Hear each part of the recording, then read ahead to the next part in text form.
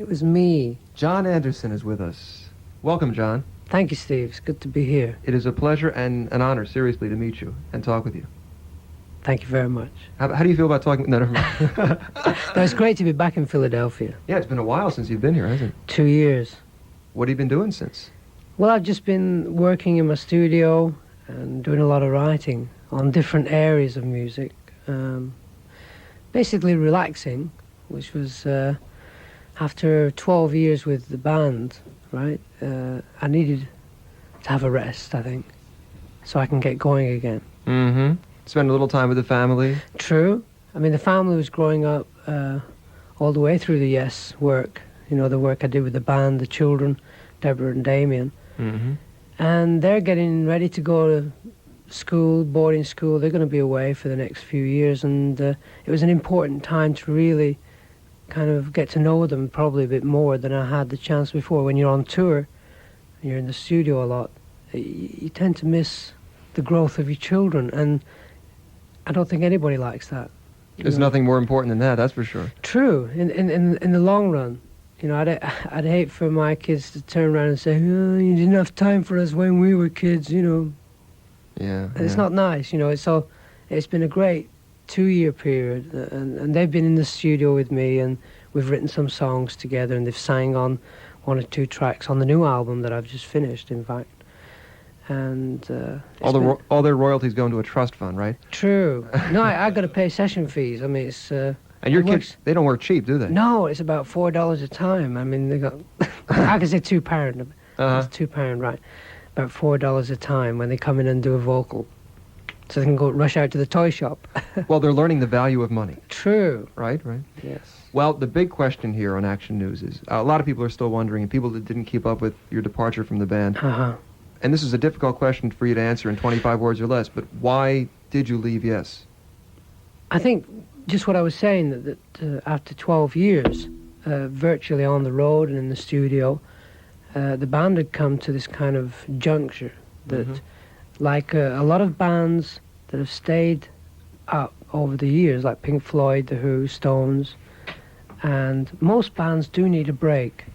It's just one of them things, you know, after so many years on the road, if things aren't going too well, it's good for a group of musicians to say to each other, "Hey, you know, we're not getting on too good at the moment. Let's have a break for a year and get back together, and we can spend another 5 years on the road."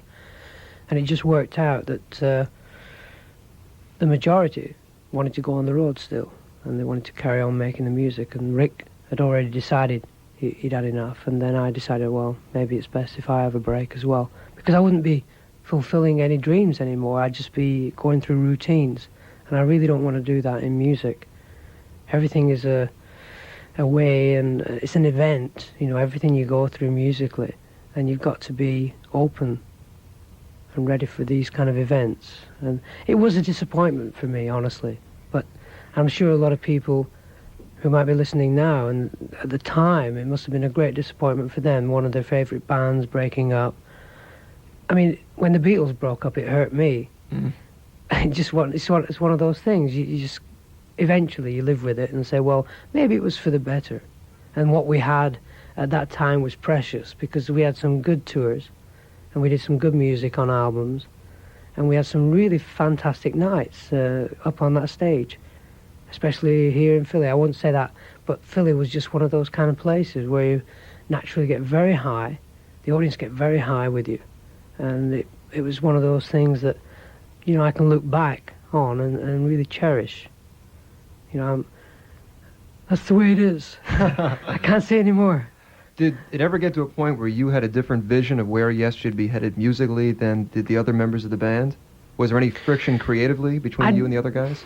Well, basically, if we want to talk about what happens in the business over the last, say, 6 years, the radio stations 6 years ago used to play 10-minute tracks, you know, no problem. Music was very open in the mid-70s. There was no barrier from a radio point of view.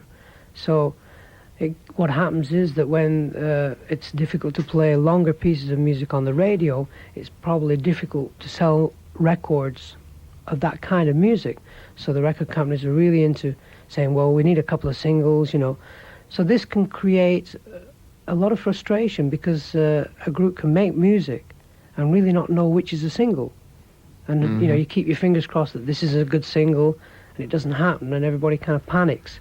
So the next album, well, we've got to make sure we have a hit single, or else the album's not going to sell and nobody's going to like us anymore. And these kind of pressures start to filter into a group situation. And what happens, I think, is a little bit of confusion, more than anything. I think the confusion sets in, and so there is no musical direction that can actually, hey, we should do this music and that's it. What happens is there's too many chiefs. I was going to call the album, I said, listen, this album should be called Too Many Chiefs. Too many cooks spoil the broth. That's it, because everybody became so high on wanting to make it work that we kind of became introverted. I don't know, I can't. And I guess you all had different ideas of exactly how to make it work, too. Yeah, there was kind of split decisions. Hey, this is a really good song. No, well, it doesn't really... It's not modern enough, it's too old rock and roll. These kind of questions upon questions. But that can happen. It seems as though as the band's history wore on, there was more of a tendency to do shorter tunes, which you hadn't done since the first couple of albums. There was going for the one which at 5 minutes was a relatively short Yes song, as opposed to a 10-minute epic like And You and I or Sabirin Katru. Was that a purposeful decision? Not really. I think that going for the one album is, for me, one of the best pieces of music that Yes ever wrote, which was Awaken, which was about 17 minutes long, really. And it was a very substantial piece of music. On stage, I just went with it, and I was in a dream. So when we got into doing Tormato, I was really heading for the short 1-minute tracks. Really, I was going for the opposite end of the scale. And I thought that would be the way to go on what would have been the next Yes album after Tomato. I was really going for little bits of music scattered here and there. And then, as you were saying before, the actual full circle of things, right. Probably in the next 2 years, I will be developing into longer statements in music, because I think that's where my head's going. The new album I just finished before I came over, which is called Animation, has got 2 12-minute pieces of music on, and that's going to be coming out, so I think February. It's got a couple of short tracks, so I can get some airplay, right? So I can get people interested in possibly going out and buying the album. So... Pretty smart, John. Pretty calculating. It's important. Yeah. Let's face it, that somebody might be listening to the record station, the radio station, and he picks up on one of the songs and says, now, who's John Anderson, right? And, hey, I'll go out and buy that album. There's always someone who might not have heard of you. I mean, there's lots of people that haven't heard of me, I know. But one hopes always to expand your public, the people that want to hear your music and your ideas. And to perhaps bring them in with a short song that's fairly melodic, right. And it's got a very steady tempo, and perhaps something else on the album is more adventurous, and you'll expand their horizons and sort of educate them in a sense. Exactly. Well, Animation, which is the title track, is all about our child that we had last year. We had a little girl, and I was there at the birth, and I ran home afterwards and wrote this piece of music. Thank goodness you were off the road, eh? Yeah. I missed my other 2 kids because I was in San Francisco when Damien was born, and I was in Europe when Deborah was born. I was on the road.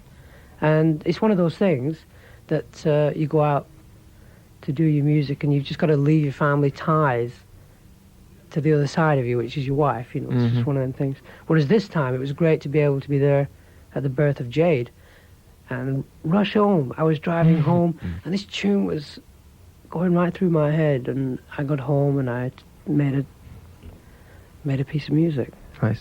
When you look back on all the Yes albums, you mentioned that I believe Going for the One is one of your favorites. We're talking about 3 or 4 of your albums, which are in virtually everybody's record collection. The Yes album, Fragile, Close to the Edge, and I guess the Tales album, too. They've all got something. They've all got something tangible. I think Fragile has got so much variety of styles and things. Close to the Edge, to me, is the epitome of Yes, really, because it was, as an album, it sounded really good. I think Eddie Offer was working at his best at that time. And we were, I think at that time of Close to the Edge, making a definite statement to where the band was going to go. Mm-hmm. I'll say no more. Well, I was wondering, Just one of those things. when you were recording, let's say the Yes album, which is actually your third record, Yeah. not to forget the first two, did you realize, was there a special spark going on between the guys in the band? Did you realize you were making an album that was going to be... of course you didn't say to yourself, well, nice day's work, I think we created a classic today.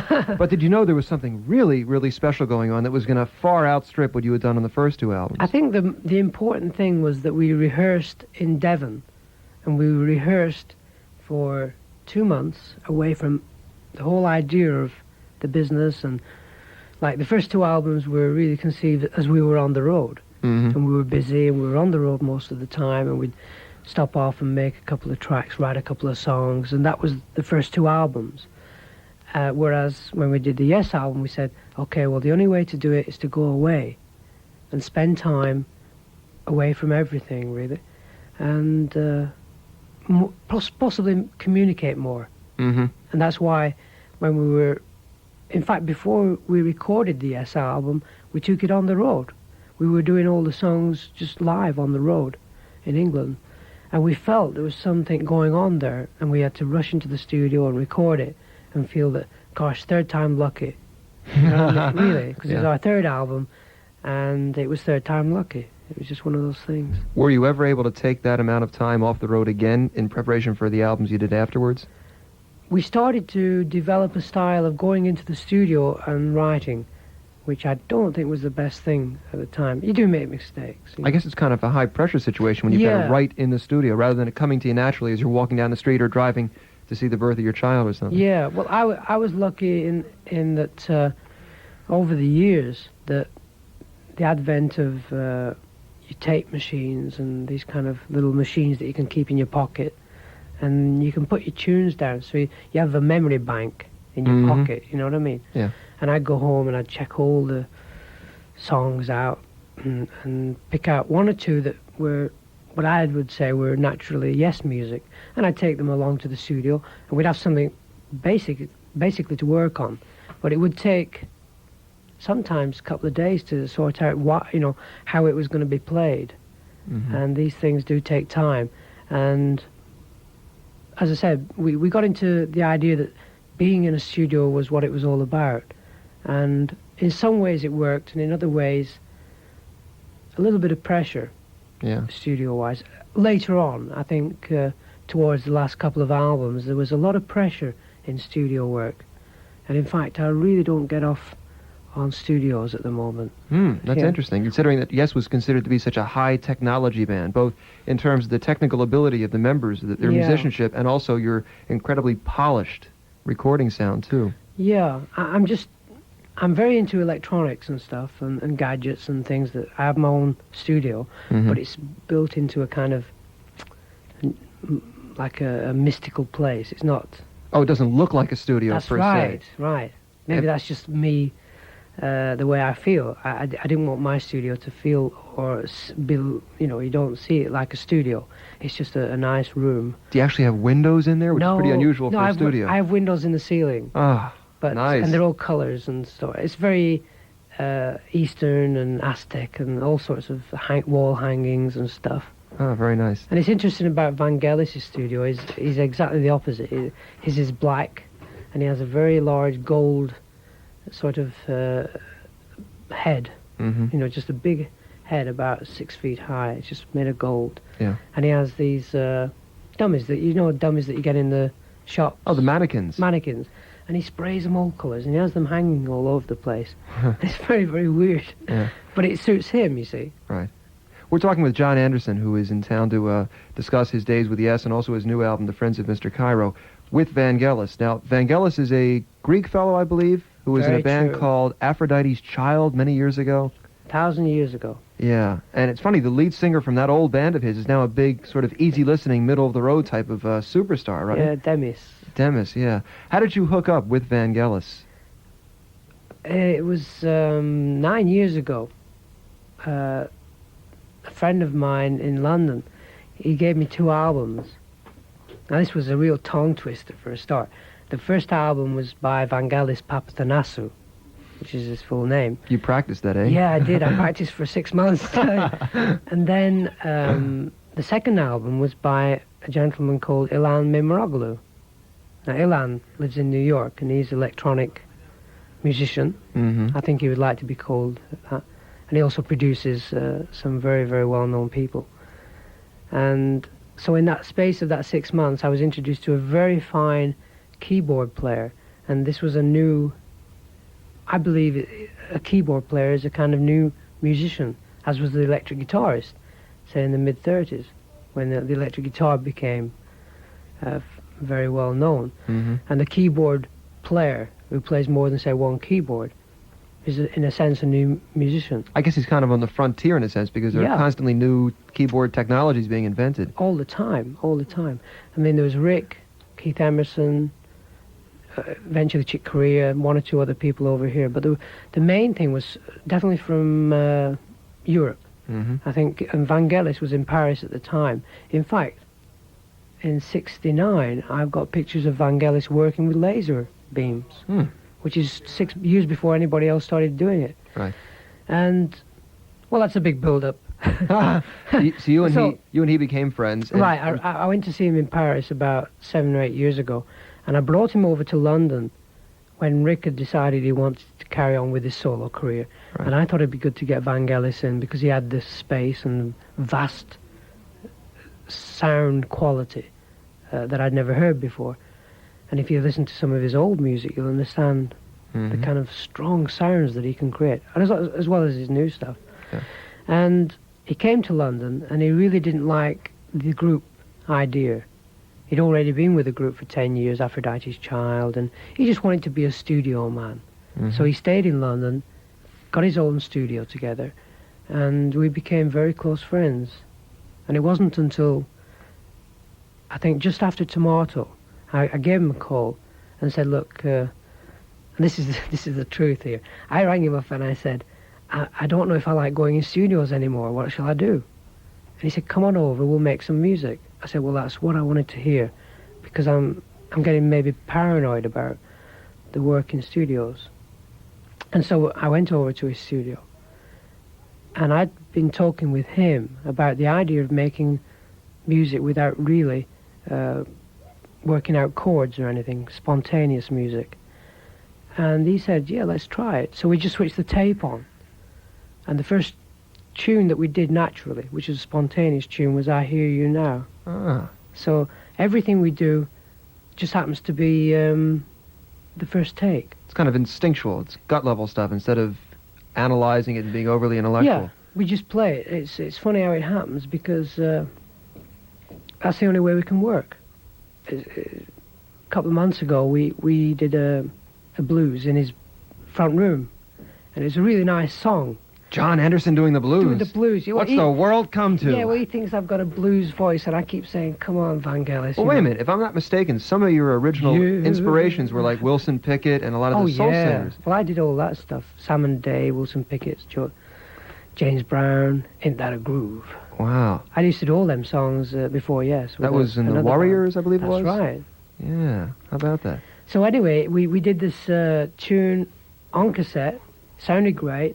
We thought, we'll go in the studio and record it. And we couldn't do it, because it didn't have that same feel that cassette had. Yeah. So there's only one way we can work, which is crazy. Well, just keep the big tapes, the reel-to-reel tapes, rolling all the time. Yeah. Well, so it'll be better quality than cassettes. Oh, true. But it was just something we did in the front room. And we said, come on, we'll go in the studio and record it. And we tried and we tried it. We couldn't get the same first one-off, fresh feel. Probably because you were trying too hard. That's it. Whereas when we make the Cairo album and the short stories, we just do it for the fun of it and the pleasure. Yeah. And we always record maybe 3 albums worth of material, and some of it's kind of way out, sort of opera. It's crazy.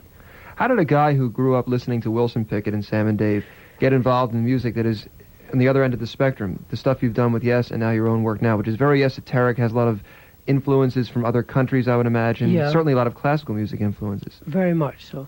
I think when I got back to London, 1968, I was hit by three or four things. Where'd you get back from, John? I've been working in Germany with the Warriors. Okay. We did the kind of Beatles circuit, let's follow the Beatles, you know, Hamburg and all this kind of thing. Yeah. So eventually I got back to London, and one of the first albums that I picked up was Jimmy Webb's Magic Garden, Fifth Dimension, Mm-hmm. and Vanilla Fudge,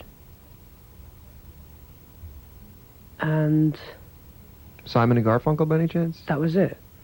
What was it, the Bookends album? Yeah, those were the kind of instant influences. Yeah. And I also went out and bought the Planet Suite, the New World Symphony. Another guess here, the Firebird, by any chance, by No, Stravinsky? Stravinsky came later. I see. About 3 or 4 years later, I was introduced to Stravinsky and Sibelius at the same time, and that was, to me, really, it was. I was on tour of America, and when you're traveling so much on tour, it's great to get the headphones and kind of switch off, you know, Right. especially when you do a lot of miles. Mhm. And I just listen and listen to this music and start to kind of understand the structure and why, you know, why and wherefore, Mhm. this kind of thing. So those were the influences that really made me possibly develop the way I did through the Yes years. I see.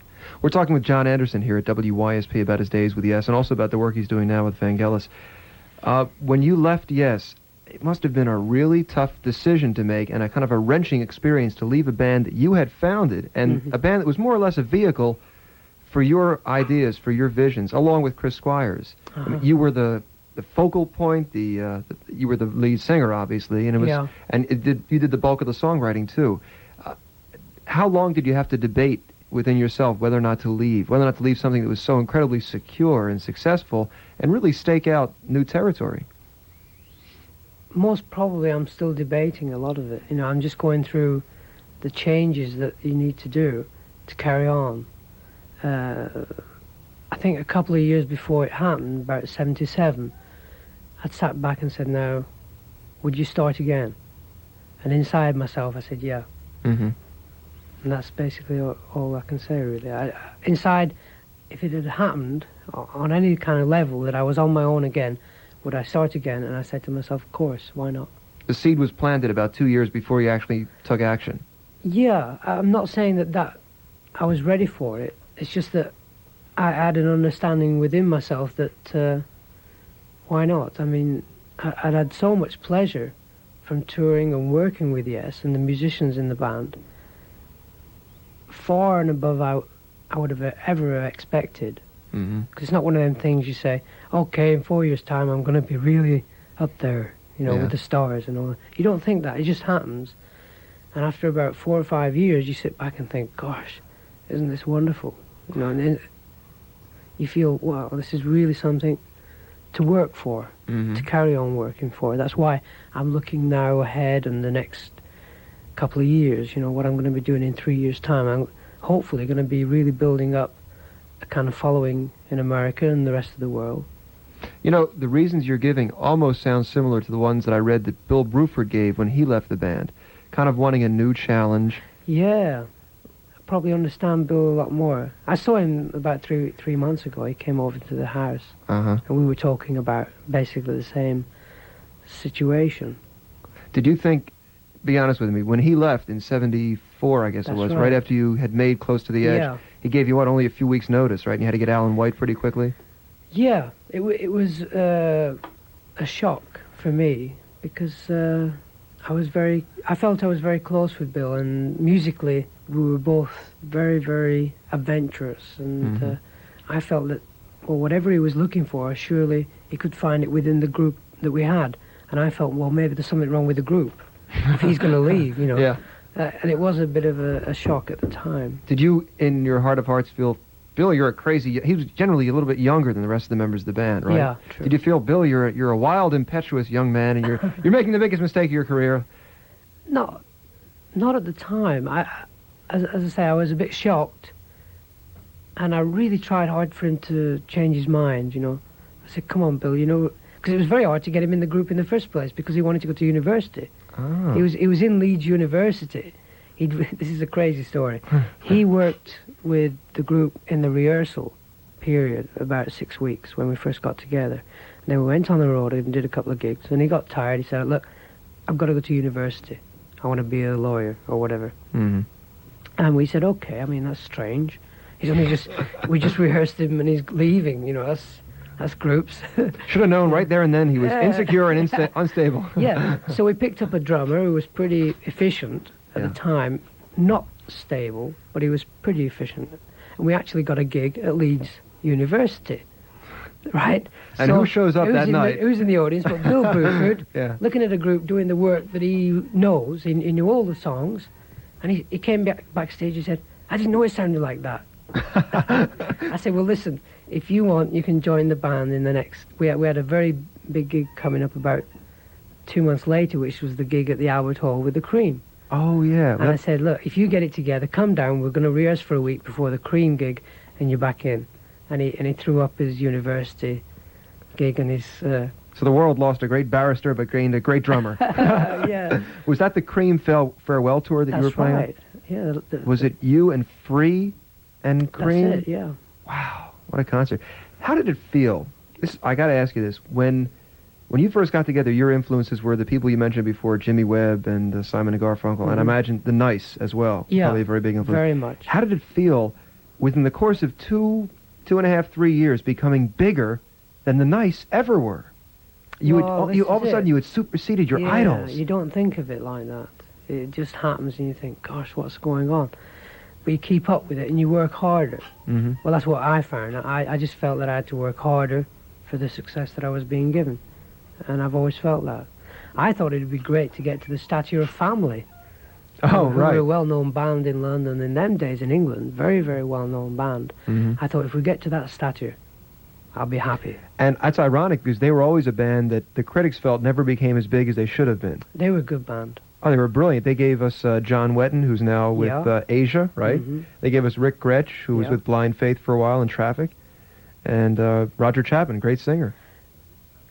One of the best singers I've ever heard. Roger, I don't understand it. He was probably the first jazz rock singer. But it's one of them things that if you hear it right, you know, from a singer's point of view, I just thought Roger was one of the best. Yeah, yeah. I hear a lot of singers even now that remind me of Roger Chapman. Yeah. He was kind of the first guy to have a sandpaper type quality in his voice, a really soulful, rough-hewn type of voice. Very much, yeah. I think he probably followed on from Stevie Wonder, Stevie Winwood, who possibly followed on from Ray Charles. That kind of progression, gruff R&B style, you know. Yeah. And it went right through, and then Joe Cocker took it all and became a superstar. Oh yeah. Yeah, yeah. I have a great story of Joe Cocker, but I won't tell you. Oh, we'll talk about that off the air. No, it's just a very funny story when I first met him. And I'll tell you then. Okay. Have we got time? Oh, we have plenty of time. All the time in the world. No, Joe Cocker was working in a club in Sheffield. Uh-huh. This has got to be 1965, 66. And I was with the Warriors, and we were playing this club. Mm-hmm. And the club owner said to us, would you mind if this singer got up with you and sang? And we said, yeah, it's all right, you know. What does he want to sing? Oh, Hit the Road Jack and all these kind of songs. So this guy came along with his pint in his hand and sat in the back of the van and proceeded to flatten us on the floor with this incredible voice. I mean, he had it then. That it was about 6 years later he became famous. But he got up on stage and he was twitching and singing and playing every instrument exactly the same. And he was really inspiring. To say nothing, he was a hell of a bricklayer, too, I understand. True. Why not? I think that's what he did before he was a singer. He was a bricklayer, yeah. John, let me see what else here. Of all the personnel changes in the band, and yes, which one, I'm guessing it was Bill's leaving, which one hit you the hardest, both personally, you know, seeing a good friend leaving, and also which one do you feel had the most impact on the band's music? I would say Bill, because it just seemed, having done what I thought was the best thing that the Yes had done, kind of inappropriate that someone should leave. And was there something wrong with the band or something wrong with the music? It really you start getting doubts.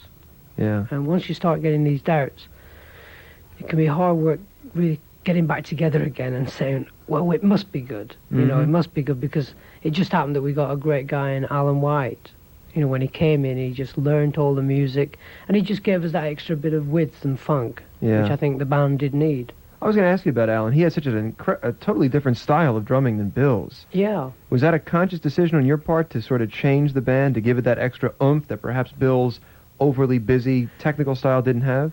I think that at the time, we had one session with Alan. He'd come down one dinner time when we were rehearsing close to the edge. Mm-hmm. And he just came in, and he knew Eddie Offord, because he lived with Eddie Offord in the same flat.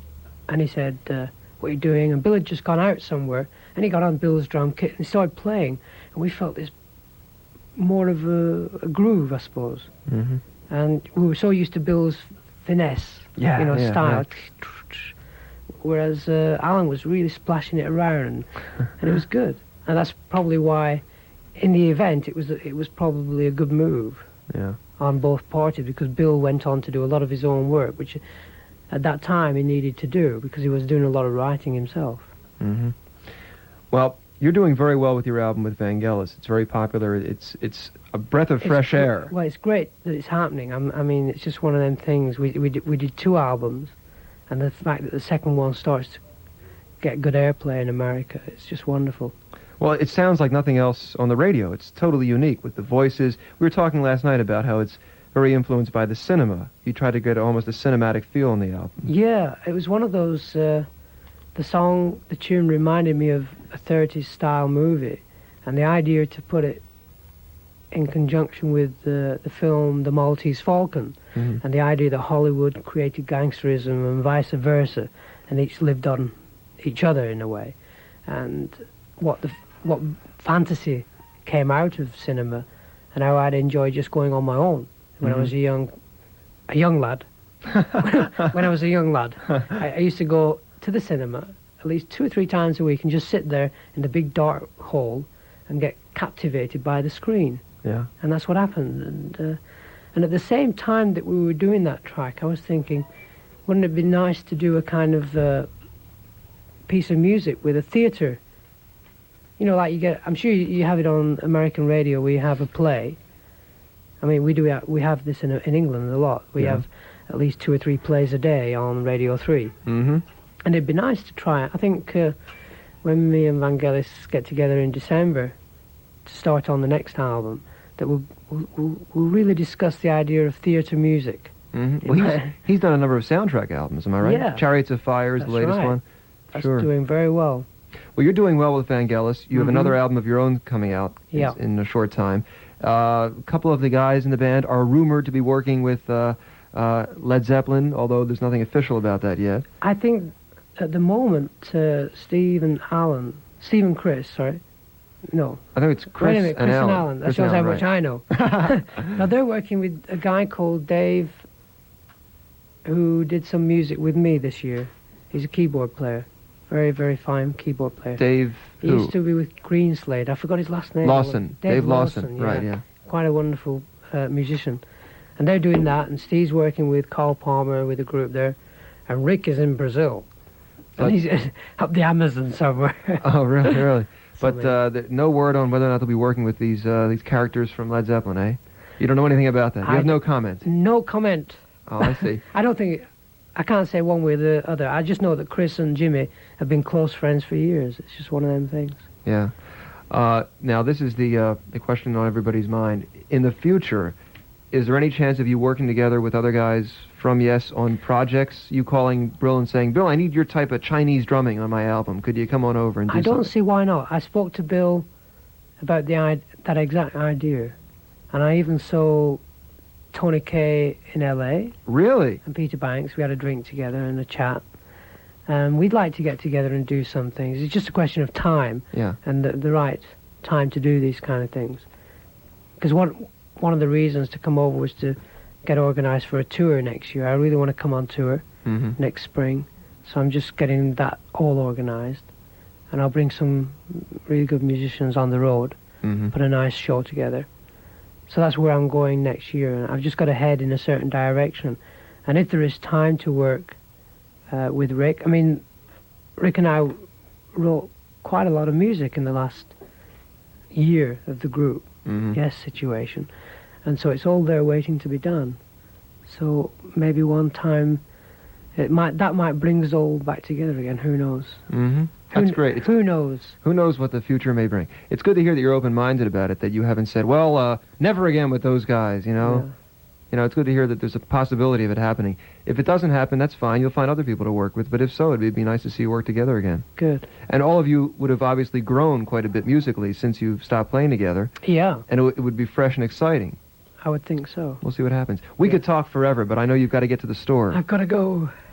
It's been great. Actually, it's been great, Steve, to be able to talk with you. And again, it's been marvelous to get back to the States and come back to Philadelphia, really. That's nice to hear you say that. Thank you. We'll see you out at the court in the King of Prussia, not to be confused with the Court of the Crimson King. True. This is a big new shopping mall out in King of Prussia at the Listening Booth store. You should be there by about 4 o'clock or so. I think so. And John is all poised to sign autographs and shake hands. Yeah, well, I'll say hello to a few people. Yeah. Thanks for coming by, John. We're going to leave you with something from the latest album, The Friends of Mr. Cairo, John Anderson and Vangelis on 94 Rock WYSP. So long, John. Cheers.